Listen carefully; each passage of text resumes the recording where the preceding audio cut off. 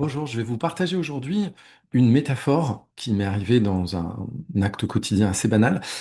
Hier, j'ai fait un gâteau au chocolat pour des amis qui venaient à la maison, un moelleux, et du coup, une fois qu'on s'est servi du gâteau, il y avait le plat le soir à nettoyer, et je vois donc ce plat avec des taches de chocolat, certaines qui étaient un chocolat qui n'avait pas cuit et taché le plat, et puis d'autres endroits où le chocolat avait bien cuit sur le rebord du plat en céramique blanc et où il fallait gratter fort pour essayer de dégommer ça.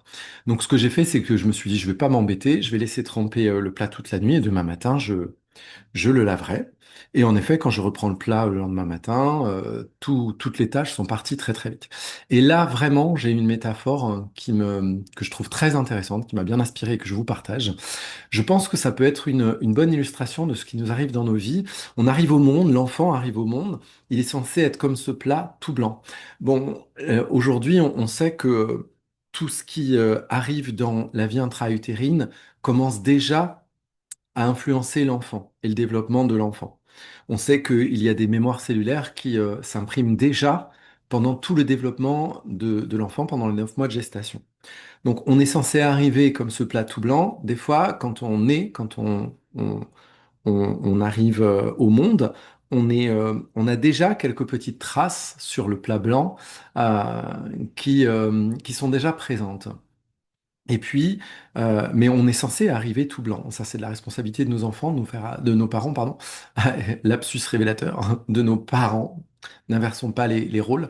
C'est de la responsabilité des parents de faire en sorte que ce plat, il arrive au moins tout blanc à la naissance, et puis de le maintenir le plus blanc possible. Alors, bien sûr qu'avec l'expérience, il va y avoir des tâches qui vont arriver, mais justement d'accompagner l'enfant à s'occuper de ces tâches au fur et à mesure qu'elles arrivent, pour pas qu'elles s'imprègnent, en fait, pour pas qu'elles restent. Et ce qui se passe, c'est que bien souvent, non seulement le parent ne va pas accompagner l'enfant à voir ses tâches et à s'en occuper, mais des fois, enfin bien souvent, c'est même le parent qui est responsable de ces tâches-là.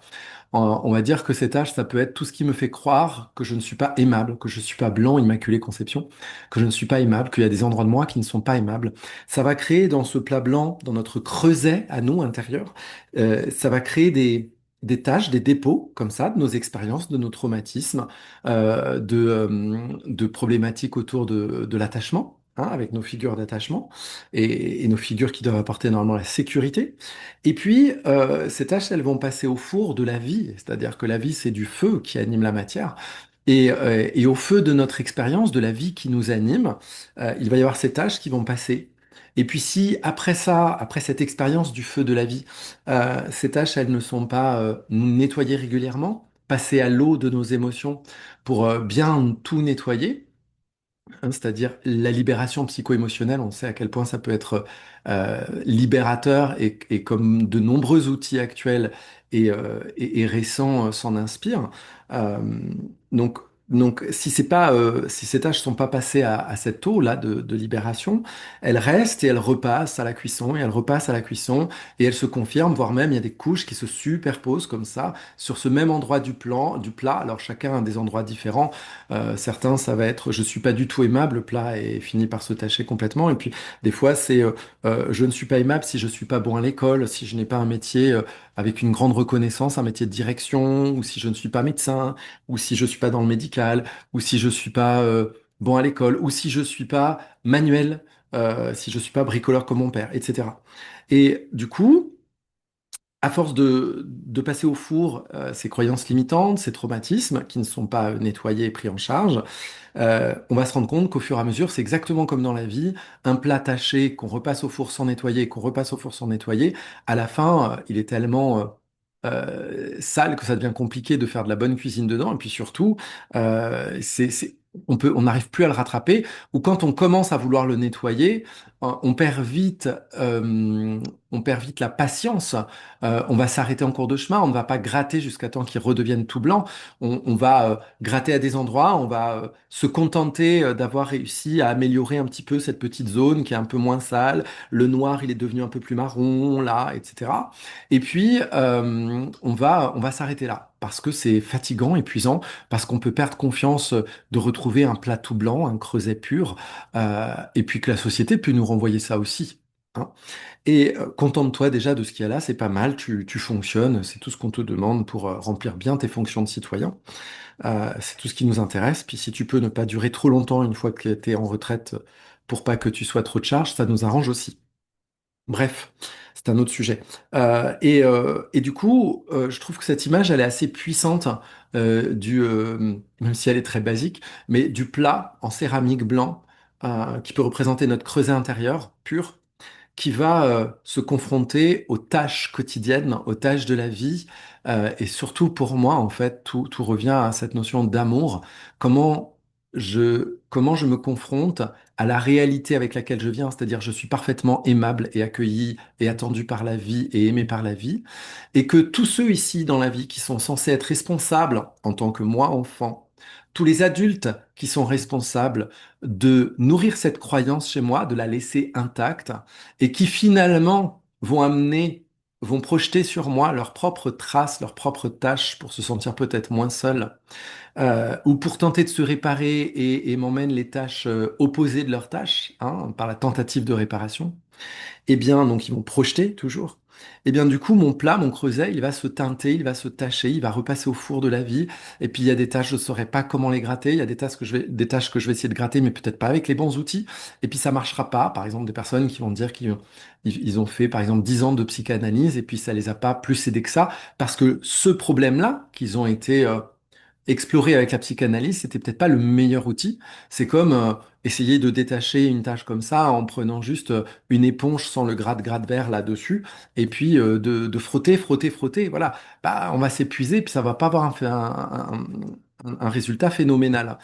Et donc, il s'agit ici en effet de bien observer quel est le meilleur outil, de se faire conseiller aussi, hein.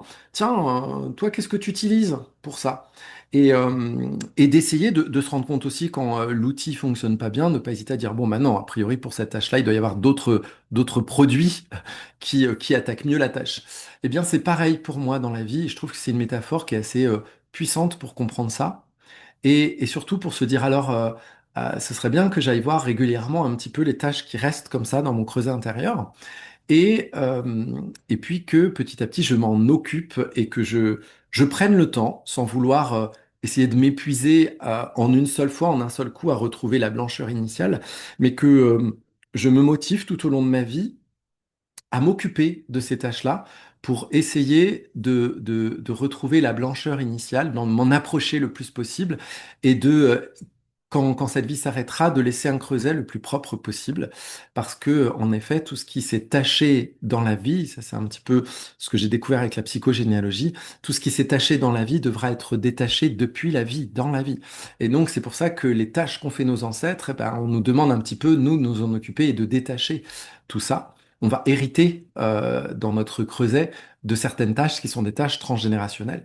Et d'ailleurs, comme tout est assez cohérent, en général, les tâches qui concernent notre vie à nous, notre vécu, c'est-à-dire les traumatismes que l'on a vécus concrètement dans notre vie, sont généralement des répliques du séisme initial qu'on peut appeler pré-programmant, un séisme qui s'est passé avant nous, avant notre arrivée au monde, qui peut être un drame vécu par nos parents avant notre conception, ou par leurs parents, ou encore au-dessus, sur des générations au-dessus de nos parents, et, et que, dont on hérite.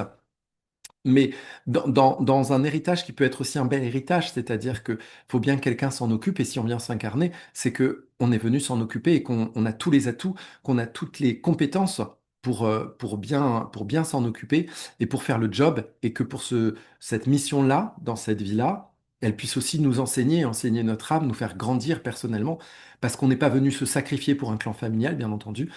On est venu s'appuyer sur un clan familial et son histoire pour nous vivre un chemin d'enseignement. Et ça, c'est important pour moi, même si ça peut être très douloureux dans certaines incarnations très difficiles, je l'entends. Mais je pense que dans mon système de croyance, en tout cas, que on ne vient pas à s'incarner par hasard.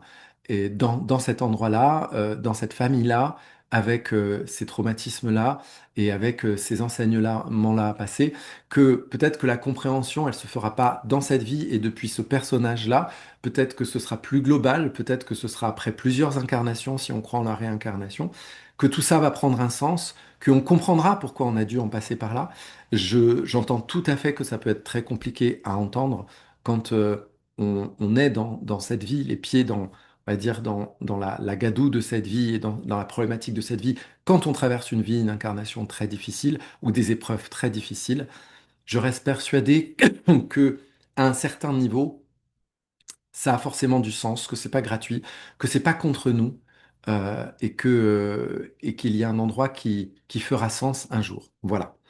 En tout cas, je vous laisse avec cette image, cette métaphore du plat qu'on va repasser au four de notre vie, de nos expériences, avec les traces, les tâches que ces expériences vont laisser, et l'intérêt de les voir à chaque fois, de s'en occuper au plus près du moment donné où elles se sont faites, parce que c'est là où elles sont les plus faciles à détacher. Et on sait bien que si, par exemple, on oublie un plat dans le four avec un gratin et qu'on l'oublie et qu'il crame pendant 24 heures dans le four, on peut bien imaginer que ça va être plus encrassé en un seul coup d'enfournement qu'un plat qu'on va laisser juste gratiner une demi-heure de trop. Voilà. Donc il y a certaines expériences qui sont très puissantes, certaines expériences qui vont laisser des traces par répétition, etc., etc. Voilà. Donc, bah, je laisse cette image vous inspirer, voir ce que ça éveille chez vous, comment ça résonne pour vous dans votre système. N'hésitez pas à mettre des commentaires, de ce que ça vous évoque et de ce que ça peut aussi vous aider à comprendre. Et je vous dis à bientôt pour d'autres partages de ces petites intuitions qui arrivent, de ces petites métaphores inspirées de la vie quotidienne. Ciao, ciao!